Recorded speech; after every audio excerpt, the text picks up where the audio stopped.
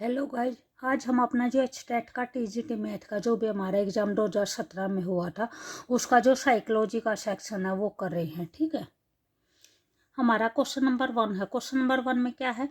वर्गीकरण की जो योग्यता का विकास होता है विसंवेदीगामक अवस्था में, पूर्व संक्रियात्मक अवस्था में, मूर्त संक्रियात्मक अवस्था में, या उपरोक्त में से कोई नहीं। जो इससे पहले वाली वीडियो थी, इससे पहले वाली वीडियो में भी बताया था कि जो भी क्लासिफिकेशन है, वर्गीकरण का मतलब क्या होता है? क्लासिफिकेशन है, कंजर्वेशन है और सीरीज है।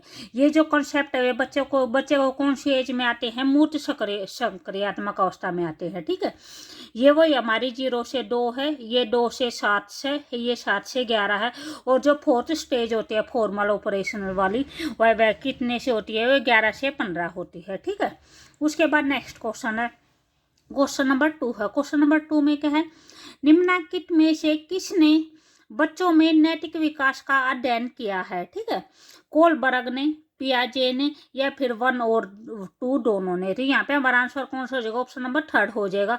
जो भी बच्चों का जो नैतिक विकास का सिद्धांत है वो किसने? कोलबर्ग और पियाजे दोनों ने दिया है। ठीक है, उसके बाद क्वेश्चन नंबर 3 है। क्वेश्चन नंबर 3 में क्या है?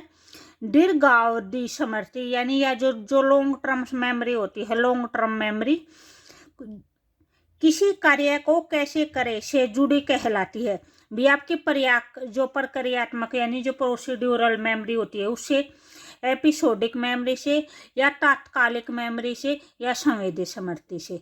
तो यहाँ पे हमें कोई भी काम है वो कैसे करना है। ठीक है, तो इस टाइप की जो भी मेमोरी होती है वो कौन सी होती है? वो प्रक्रियात्मक मेमोरी होती है। ठीक है, जिसमें कोई भी प्रोसेस होती है या कोई स्किल होती है। तो वह कौन सी हो जाएगा? हमारा ऑप्शन नंबर 1 हो जाएगा। उसके बाद क्वेश्चन नंबर 4 है। क्वेश्चन नंबर 4 है, सफल बुद्धि का त्रिपक्षीय सिद्धांत किसने दिया है? स्पीयरमैन ने, बिने ने, थॉर्नडाइक ने, या स्टर्नबर्ग ने? तो किसने दिया है जो द्विपक्षीय सिद्धांत है? स्टर्नबर्ग ने दिया है। ठीक है, जो द्विपक्षीय सिद्धांत है, जो दो फैक्टर थ्योरी है वह किसने दी है? वह स्पीयरमैन ने दी है। ठीक है, उसके बाद नेक्स्ट क्वेश्चन है, क्वेश्चन नंबर 5 है। क्वेश्चन नंबर 5 में क्या है? पियाजे के अनुसार संवेदीगामक चरण के जो उपचरण होता है मानसिक निरूपण या प्रतिनिधित्व की आयु क्या होती है? जो भी पियाजे ने जो स्टेज दे रखी है, ठीक है, उस स्टेज के अंदर जो हमारी फर्स्ट स्टेज होती है संवेदीगामक अवस्था, वह 0 से 2 वर्ष के बीच में होती है। तो उसमें उसने कितनी स्टेज दे रखी है? 6 स्टेज दे रखी है। ठीक है, तो उन स्टेजों में पूछ रखा है अगर जो मानसिक निरूपण या जो प्रतिनिधित्व की जो आयु होती है वह कौन सी होती है? जन्म से यानी 0 से 1 माह है, 4 से 8 माह है, 8 से 12 माह है, या 18 माह से 2 वर्ष की। तो यहाँ पे हमारा आंसर कौन सा हो जाएगा? ऑप्शन नंबर 4 हो जाएगा। जो मानसिक निरूपण या मानसिक प्रतिनिधित्व की जो आयु होती है वो कौन सी होती है? 18 माह से 2 वर्ष तक होती है। ठीक है, इसको और क्या बोलते हैं? ये हमारी 6th स्टेज होती है। ठीक है, इसको क्या बोलते हैं?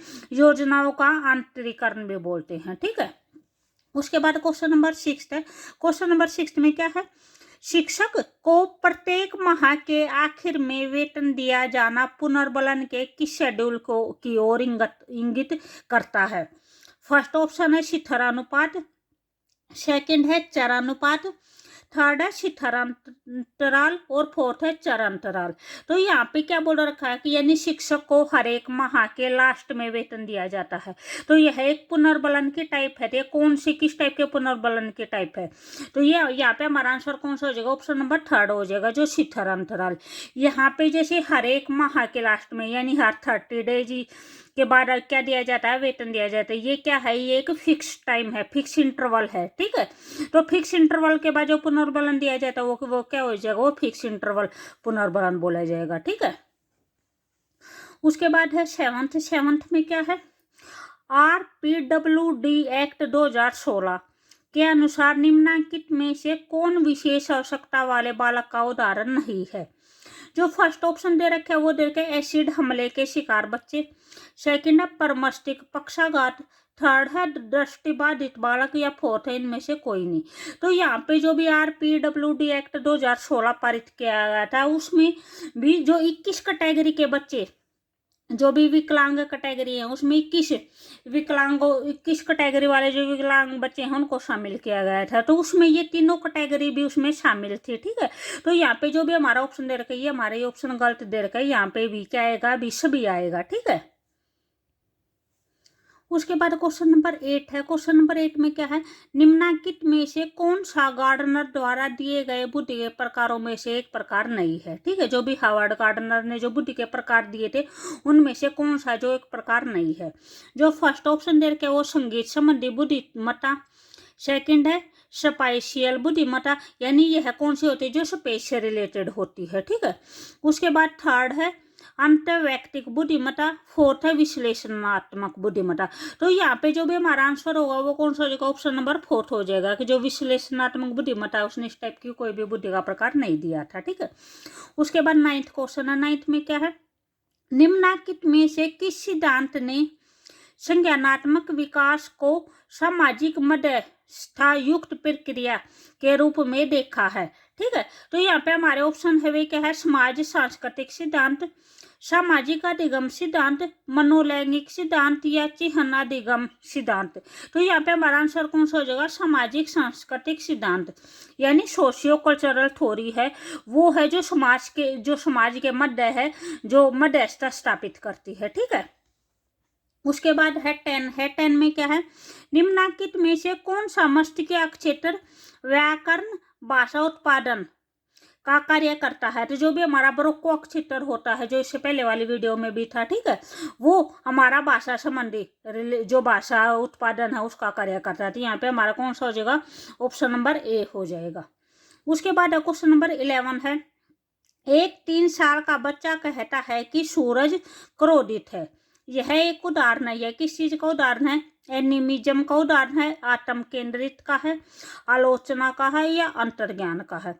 तो यहाँ पे हमारा आंसर कौन सा हो जाएगा, एनिमिज्म हो जाएगा। एनिमिज्म में क्या होता है, अकबी जैसे जो बच्चा जो भी निर्जीव वस्तु होते हैं, निर्जीव वस्तुओं को भी वो क्या सोच लेता है, उनको सजीव मान के चलता है। ठीक है, तो यहाँ पे जो सूरज है, सूरज को भी वो सजीव मान के चल रहा है कि भी सूरज भी कोई व्यक्ति है और उसको गुस्सा आ रहा है। ठीक है, उसके बाद जो आत्म केंद्रन क्या होता है, यानी जो सिर्फ अपने खुद के बारे में सोचते हैं। ठीक है, जो ईगो सेंट्रिज्म होता है वो आत्म केंद्रन होता है। तो यहाँ पे हमारा आंसर कौन सा हो जाएगा, ऑप्शन नंबर ए हो जाएगा। उसके बाद क्वेश्चन नंबर 12 है। 12 में क्या है, एक वांछनीय व्यवहार के उपरांत शिक्षक बहुत अच्छा कहती है, शिक्षक ने प्रयोग किया है भी, यानी यहाँ पे किसका प्रयोग किया, प्राथमिक पुनर्बलन का, सेकंड है द्वितीयक पुनर्बलक का, थर्ड है नकारात्मक पुनर्बलक का, या उपरोक्त में से कोई नहीं। भी अगर आपको हमारी वीडियो अच्छी लगती हो तो प्लीज लाइक शेयर और सब्सक्राइब जरूर करें। ठीक है, तो यहाँ पे ये बोल रखा है कि यानी कोई भी स्टूडेंट है वो अच्छा काम करी है, तो उसके ऊपर एक टीचर भी उसको ये बोल रहा है कि बहुत अच्छा बहुत अच्छा। तो यह कौन सा पुनर्बलक है, तो यहाँ पे हमारा आंसर कौन सा हो जाएगा, ऑप्शन नंबर सेकंड हो जाएगा, द्वितीयक पुनर्बलक। जो भी प्राथमिक पुनर्बलक होता है, प्राथमिक पुनर्बलक के अंदर क्या कुछ आते हैं, यहाँ पे जैसे जो भोजन होता है, पानी होता है, आश्रय होता है, यानी जिसके ऊपर आदमी टोटली डिपेंड होता है। ठीक है, यानी जो आदमी के लिए बिल्कुल कंपलसरी है, जो जरूरी ही जरूरी है, तो ये प्राथमिक पुनर्बलक के अंदर आते हैं। ठीक है, उस जो नकारात्मक पुनर्बलक होते हैं वे, यानी वे जो कोई भी चीज है जो उसको डिस्टर्ब करते हैं। ठीक है, तो वे जो आते हैं वे नेगेटिव रीइंफोर्समेंट के अंदर आते हैं। ठीक है, तो यहाँ पे हमारा आंसर कौन सा हो जाएगा, द्वितीयक पुनर्बलक आ जाएगा।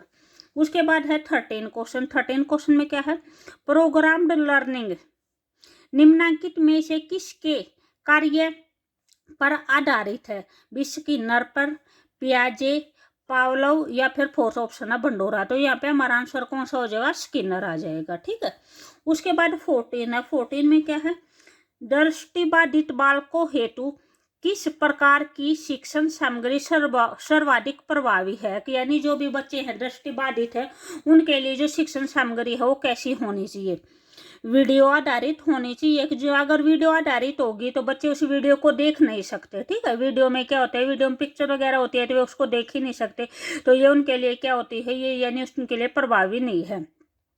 दृश्य सामग्री में भी बच्चे देख कर ही पढ़ते हैं, ठीक है, तो ये भी उपयोगी नहीं है। उसके बाद है स्पर्शात्मक, तो यहाँ पे हमारा आंसर कौन सा हो जाएगा, स्पर्शात्मक, यानी वो उसको टच करके कोई भी चीज़ सीख सकते हैं, समझ सकते हैं, ठीक है। तो यहाँ पे हमारा आंसर कौन सा होगा, ऑप्शन नंबर 3 हो जाएगा। उसके बाद क्वेश्चन नंबर 15 है। 15 में क्या है, फ्रायड के, ये हमारा क्वेश्चन नंबर 15। क्वेश्चन नंबर 15 में क्या है, फ्रायड के मनोलैंगिक विकास सिद्धांत के अनुसार मुख्य अवस्था की आयु सीमा क्या है। जन्म से 1 वर्ष, जन्म से 2 वर्ष, जन्म से 3 वर्ष, या इनमें से कोई नहीं।